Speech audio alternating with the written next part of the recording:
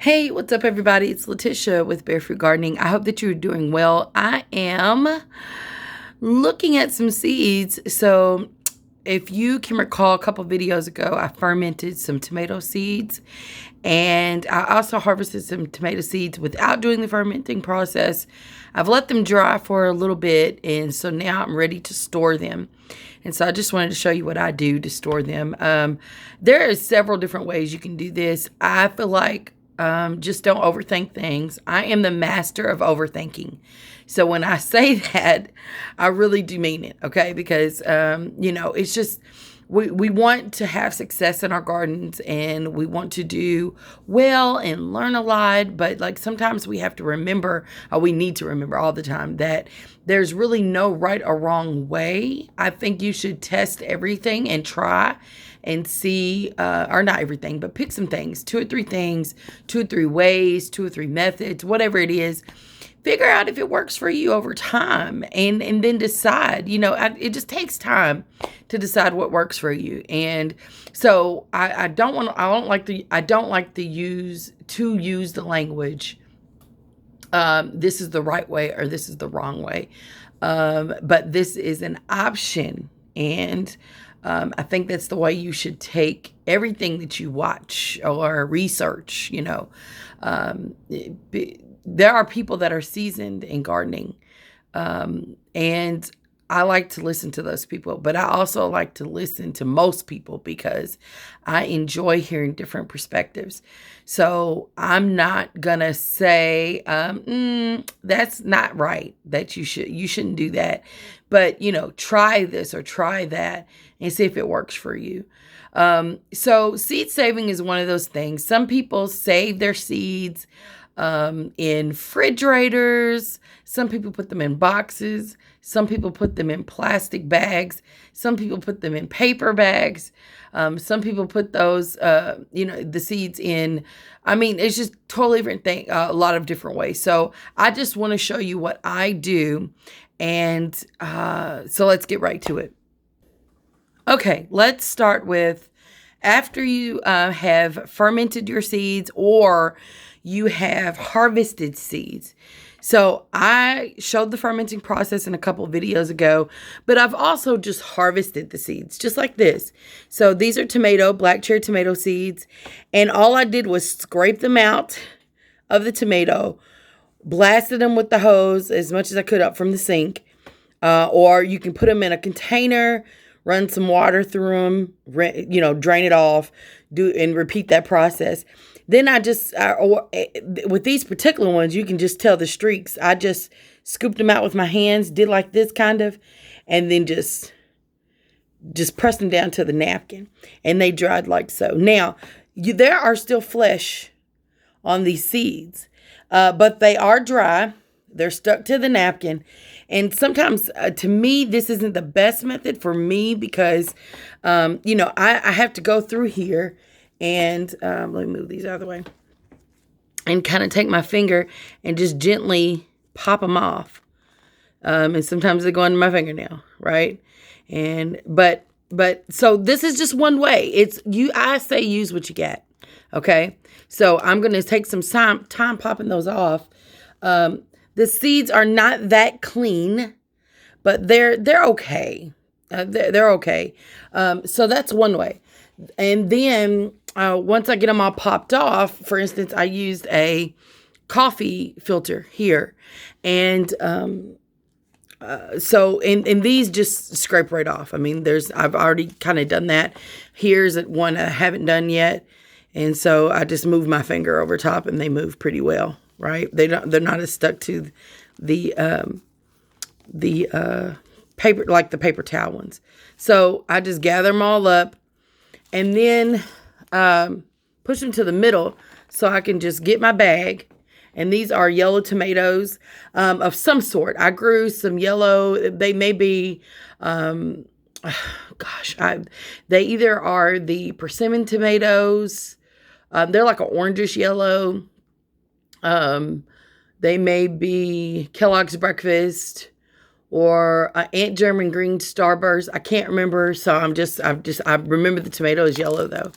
So I'm just going to put in, yellow tomatoes tend to be sweeter than the red ones. So that's why I grew these instead of the red. I don't really like really acidic tomatoes. And so I'm just dumping them in the bag just like this. I've labeled the bag with what type of tomato I think it is in this instance, and the date. The month and the year suffices. Making sure I got all of them off. And then I labeled with a Sharpie on the outside. But I would also, and these are the seeds I fermented. Look at how beautiful those seeds are. Like I could sell those in the store, right? They're very, very clean. No flesh on them at all. Okay. I will also just what I do. I'm gonna tear off the label that I put on this. I'm gonna fold it up just like this because sometimes that Sharpie is not supposed to, but sometimes it rubs off. Maybe I just didn't let it dry long enough or whatever. But now I got a label inside and outside, and I make sure that it seals. It's good, and that's it. So here I go with the, oh, I got a little friend crawling around right there. I don't know where he came from. But here I go with the red slicer tomato. This was a gift from a friend a couple years ago. So I planted some seeds, and now I'm saving some more from tomatoes I grew this season. One thing about... oh, I lost my train of thought that quick. I was going to say, these are also fermented, and they look gorgeous. And tons of seeds. Oh, you know, when you grow plants, I mean, you basically, if you just allow the process to happen, you know, you harvest from your plants, and then you let them go to seed, and you just wait for the seeds to mature, you'll never have to buy seeds again. I mean, look how many seeds I have here. Red slicer tomatoes. I mean, good grief. Here are the black cherries that I've saved. This was another round that I had. I haven't peeled all the ones off of the napkin yet. But, you know, just a few tomatoes. I mean, this is probably seeds from like 4 or 5 cherry tomatoes. I'll never have to buy a plant again unless all the plants die, you know, and I really want the cherry tomato. But really, if you just allow, tomatoes are pretty decent. If once they're ripe, the seeds you can harvest. I mean, it's no problem. But, you know, brassicas, it takes a while for the seeds to come around. But if you just wait, you'll never have to buy those plants again at the store, or seeds at the store again. I mean, you just basically have grown your food, eating your food, and you've produced seeds all at the same time. So you got a little production going on here. Uh-oh, there's a seed. I probably need to put that in the bag. But it's pretty cool how, you know, really you can position yourself. I mean, this is wealth right here, or formal wealth, I think. You're learning skills, you're growing your food, and you're saving money all at the same time, which can position you, right, and your family to be pretty decent and well off, if that's what you want for your family in this way. So 1 second, I'm going to tear this off and put it in the bag, and put the seed in the bag, and I'll be right back. Okay, so they are ready to go into my little organizer. And again, there's tons of ways that you can store seeds. I've had a shoe box I put my seeds in.